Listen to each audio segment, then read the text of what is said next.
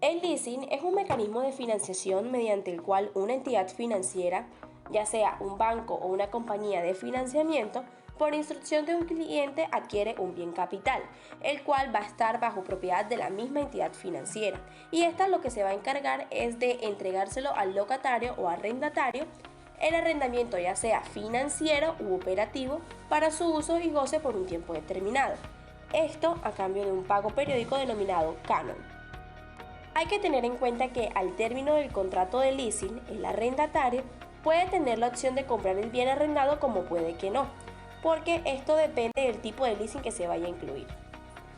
Entonces, al finalizar la operación de leasing, el locatario tiene la potestad primero de ejercer una opción de adquisición y segundo, renovar la operación de arrendamiento.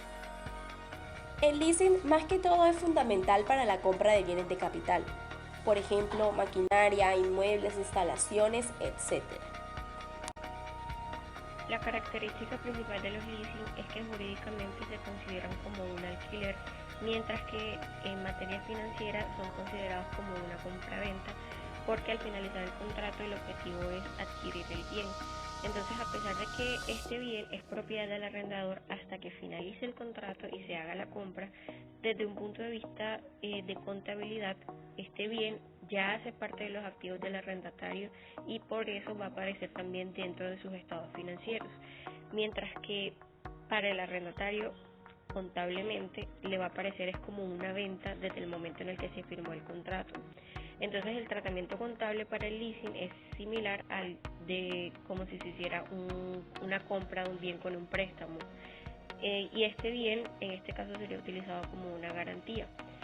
En el caso de que se realice un leasing financiero, en el balance lo que va a aparecer es el bien y la deuda que está asociada a este.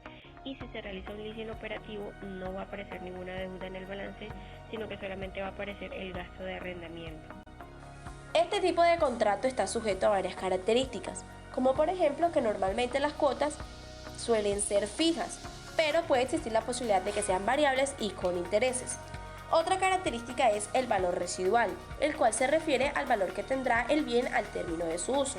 Es decir, una vez que el arrendatario concluye el contrato del leasing, puede elegir entre renovar el contrato, devolver el bien o adquirir el bien.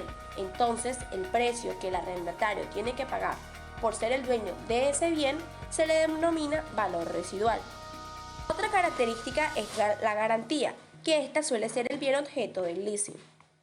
Además, otra característica importante es que se suscribe un contrato entre la entidad financiera y el interesado en el bien, donde se van a establecer tanto las cuotas de arrendamiento, los periodos de cancelación, las sanciones y sobre todo se va a establecer que el bien va a pertenecer a la entidad financiera más no al interesado. Y por último, que también hace parte de la característica anterior, es el mantenimiento, que por lo general esto se plantea en el contrato. Y es importante destacar que en el leasing el mantenimiento y las reparaciones que tienen que ver con el bien que está arrendado, esto siempre corre por cuenta del arrendatario o locatario, más no de la entidad financiera. El leasing financiero es el contrato por el cual el propietario de un bien cede su uso a otra persona por un precio concreto y en un periodo de tiempo determinado. El elemento en cuestión es que el arrendatario no solo va a ejercer el derecho sobre este bien, el derecho de uso, sino que también va a contraer todos los riesgos y beneficios que este derecho trae consigo. Entonces se dice que al finalizar el contrato no debe haber una duda razonable de que esta persona va a ejercer su derecho a la compra del bien. Esto se debe a que el precio de compra es menor al precio total del bien. De hecho, en la realidad o en la práctica, el precio el precio de compra va a ser igual al valor de las cuotas pagadas al arrendador en los plazos efectuados, ya sea mes tras mes o año tras año o en el plazo que se pactó. Un ejemplo de leasing financiero. Supongamos que la empresa necesita una maquinaria que tiene una vida útil de 10 años y las condiciones que el leasing le ofrece son las siguientes. Precio al contado de la maquinaria 48.000 euros.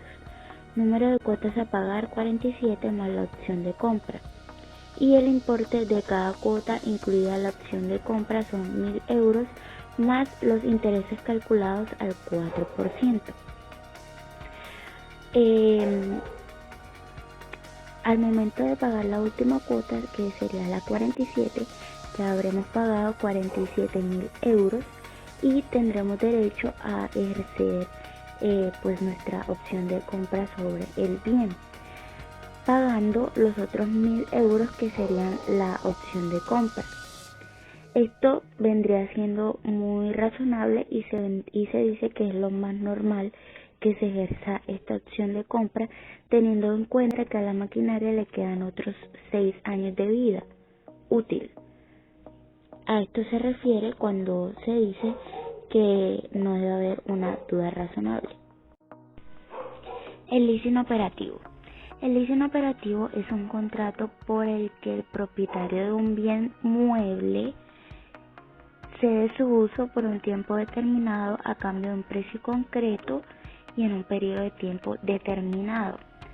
¿Cuál es el objeto que diferencia el leasing operativo del leasing financiero?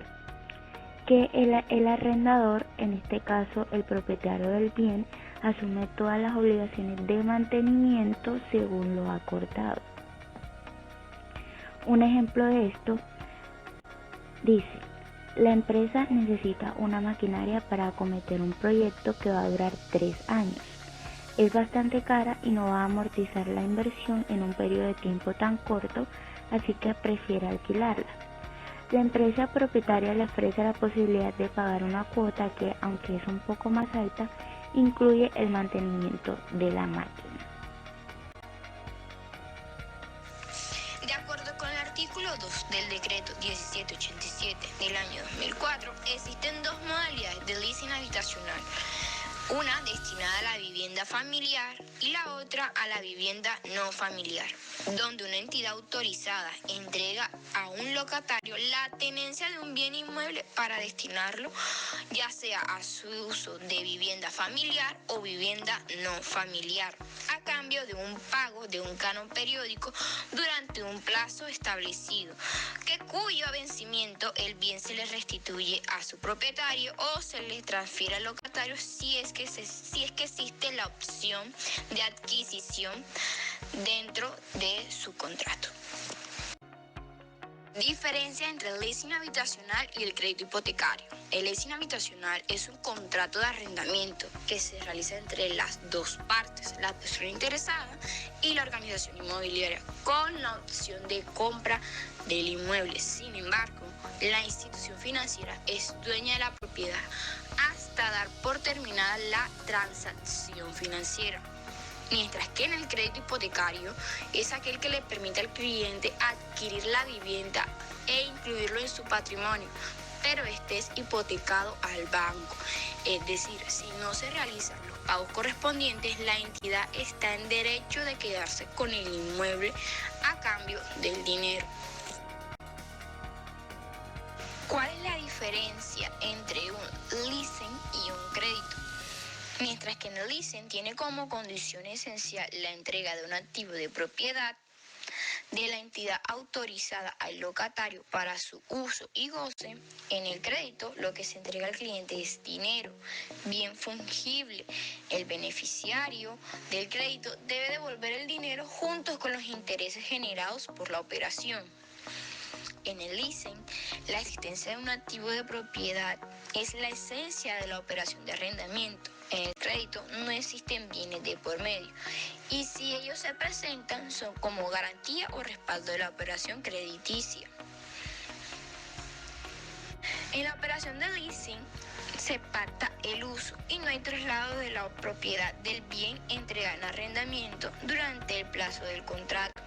En el crédito, el dinero que se entrega es de libre destinación y el deudor se obliga a pagar en dinero, billetes o recursos diferentes a los entregados por la entidad financiera. ¿Cuáles son las diferencias entre el leasing operativo y el leasing financiero? Las principales diferencias entre estos dos tipos de leasing están dadas en estos componentes. Primeramente tenemos el fin perseguido. El fin del leasing financiero es que una vez finalizado el contrato se ejecute la compra o la adquisición de este bien. Y aunque esto no es obligatorio, en la mayoría de los casos es como la motivación para adquirir este tipo de contrato. Mientras que en el leasing operativo la finalidad principal no es adquirir el bien, sino que más bien es utilizarlo durante un tiempo y cambiarlo por otro nuevo cuando se finalice ese contrato. Por otra parte tenemos el objeto del contrato. Cuando hablo de objeto no me refiero a la finalidad, porque eso ya lo mencioné anteriormente, sino que con objeto me refiero al tipo de bien.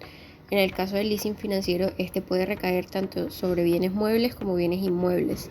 En cambio, en el leasing operativo solamente puede recaer sobre bienes muebles.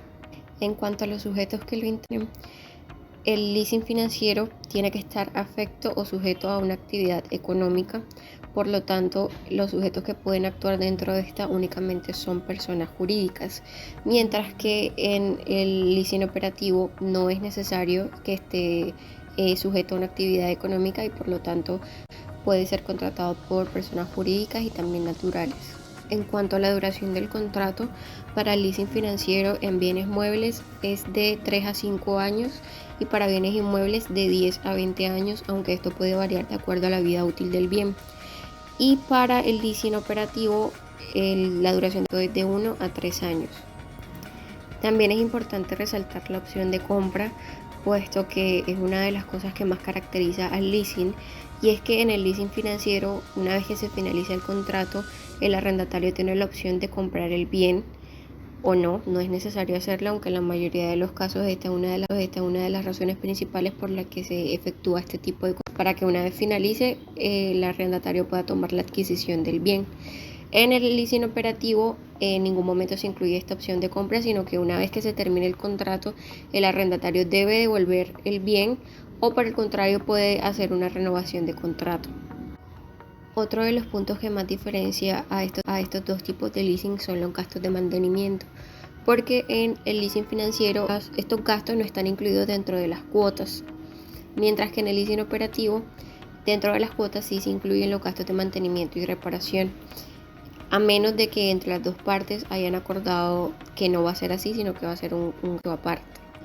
También tenemos los límites de utilización. En el caso del leasing financiero no existe ninguna limitación en cuanto a la utilización, mientras que en el leasing operativo sí puede llegar a haber el caso en el que el arrendador le ponga un límite de utilización al bien que tiene el arrendatario, y esto es precisamente causado porque es el arrendador el que costea los gastos de mantenimiento y reparación. Entonces, en el caso, por ejemplo, de que en el leasing operativo esté por medio un vehículo, el arrendador puede ponerle un límite, por ejemplo, de kilómetros al arrendatario, o en el caso de que sea, por ejemplo, una fotocopiadora, puede ponerle un límite de copias. Finalmente, una de las principales diferencias entre el leasing operativo y el leasing financiero es la transferencia del riesgo. Y es que en el caso del leasing financiero, esta transferencia se realiza hacia el arrendatario desde el primer momento en el que se firma el contrato, a pesar de que este aún no es el propietario del bien. Entonces, en el caso de cualquier daño o pérdida de este bien, es el arrendatario el que tiene que asumir estos costos. En cambio, esto no sucede en el caso del leasing operativo, en el que esta transferencia no se realiza en ningún momento y cualquier daño o destrucción que haya en el bien es el arrendador el que tiene que costearlo. El Price to Free Cash Flow es un indicador o múltiplo que, como su nombre lo indica, mide la relación entre el precio o capitalización bursátil sobre los flujos de caja libre de una compañía. Este indicador nos permite hacer una evaluación para determinar si estamos dispuestos a pagar cierta cantidad de dinero por una acción. Y este indicador suele ser de bastante confianza, puesto que su resultado es calculado sobre el flujo de caja libre. Y el flujo de caja libre es el resultado de las operaciones menos los gastos de capital. mientras que otros indicadores que se basan en los beneficios netos pueden no estar muy cerca de la realidad, ya que los beneficios netos suelen ser un poco más fácil su manipulación al momento de exponer resultados. El Price to Free Cash Flow nos da como resultado un múltiplo que nos indica en cuánto tiempo recuperaríamos nosotros nuestra inversión en caso tal el market cap y el free cash flow se mantengan igual con el pasar del tiempo. Pero como tal, este múltiplo suele ser solamente un número, ya que si invertimos en una empresa que tiene una visión de crecimiento en el futuro, lo más lógico es que su flujo de caja libre, y es lo que buscan todas las compañías, pues sea mayor con el pasar de los años, y entonces recuperaríamos nuestra inversión en un menor tiempo. Para entender un poco mejor este indicador, vamos a realizar un caso práctico y vamos a comparar dos compañías de gran crecimiento, creadoras de semiconductores, que son Nvidia e AMD. Si nosotros nos vamos directamente a Yahoo Finance, nosotros podemos encontrar la información que estamos buscando. En este caso necesitamos el market cap, que en este momento es de 444,000 millones de dólares. Después nosotros nos podemos ir directamente a la sección de Financials, donde nosotros vamos a obtener el otro número, que es el Free Cash Flow. En este caso nos vamos a ir directamente al reporte financiero de cash flow. Ahora bien, ya tenemos los dos números y simplemente es cuestión de dividirlos entre sí. Primeramente tenemos el market cap o la capitalización del mercado, que es de 444,000 millones, y simplemente es cuestión de dividirlo entre el free cash flow total de un año completo. En este caso va a ser de 5.516 y el valor que vamos a obtener es de 80.53 aproximadamente. Esto nos está diciendo que estaremos pagando 80 veces lo que la empresa está generando en flujos de efectivo libre. Y esto nos estaría diciendo que en este momento Nvidia puede estar bastante sobrevaluada. Pero también tenemos que considerar que esta empresa tiene un alto nivel de crecimiento y esto podríamos estar incluso considerándola. Si nosotros sabemos o creemos que esta empresa va a seguir creciendo, probablemente este valor se esté justificando. Y ahora bien, si nosotros queremos compararlo contra AMD, nosotros vamos a sacar la misma información. Ya tenemos este valor, que es de 98.79. Simplemente esto es lo que tiene ahorita de capitalización del mercado. Tiene un free cash flow de 1.7 mil millones de dólares. Si nosotros lo dividimos entre 1.729, vamos a obtener que en este momento AMD tiene un price to free cash flow de 57.13. Nos está diciendo que solamente si estamos considerando este price to free cash flow o este múltiplo, probablemente AMD sea una mejor compra porque estaremos obteniendo mucho más valor por cada dólar o cada peso invertido en esta empresa. Pero también debemos estar considerando que Nvidia ha tenido un crecimiento exponencial en el último año. Ha tenido unos rendimientos de 100%, mientras que AMD no ha tenido tan buenos rendimientos y probablemente el mercado todavía no se ha dado cuenta del potencial de esta empresa. Esto me podría decir que siempre y cuando AMD tenga muy buenos fundamentales, puede ser una mucho mejor compra o inversión en este momento.